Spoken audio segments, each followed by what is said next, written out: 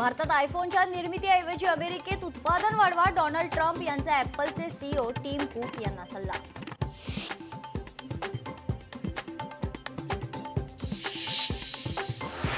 सिंधू पाणी करार स्थगितच राहणार, पीओकेबाबत तिसऱ्या देशाचा हस्तक्षेप मान्य नाही, परराष्ट्र मंत्री जयशंकर यांनी पाकिस्तानला सुनावलं.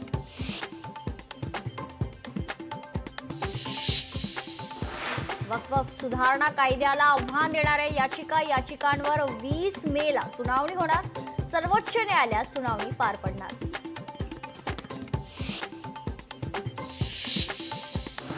अक्षय शिंदे एन्काउंटर प्रकरणी नव्या एसआयटीची स्थापना, सर्वोच्च न्यायालयाच्या निर्देशानंतर नवीन एसआयटी स्थापन, नवी मुंबईच्या पोलिसांचा देखील एसआयटीमध्ये समावेश.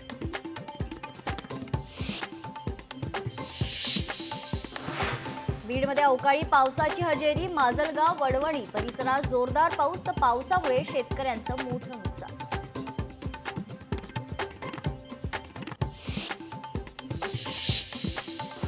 अमळनेर स्थानकाजवळ रेल्वे रुळावरून घसरली, नंदुरबारकडे जाणारी मालगाडी घसरली, तर भुसावळ सुरत मार्गावरील रेल्वे वाहतूक विस्कळीत.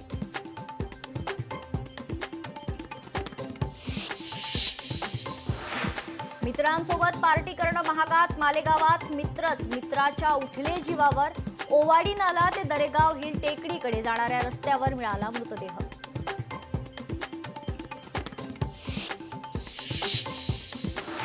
मालेगावात एटीएस पथकाची कारवाई, एका तरुणाला चौकशीसाठी घेतलं ताब्यात, पाकिस्तानच्या वेबसाईट सर्च केल्याचा संशय.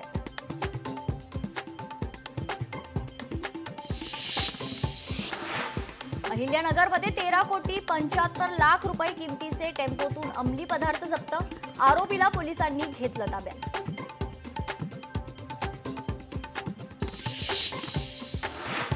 उल्हासनगरमध्ये आर्थिक अडचणींमुळे एका कुटुंबाने संपवलं जीवन, पतीने पत्नी आणि मुलीची हत्या करत स्वतःचं जीवनही संपवलं, पोलिसांकडून अधिकचा तपास सुरू. लोकशाही मराठी ऐका, पहा, जागरूक रहा.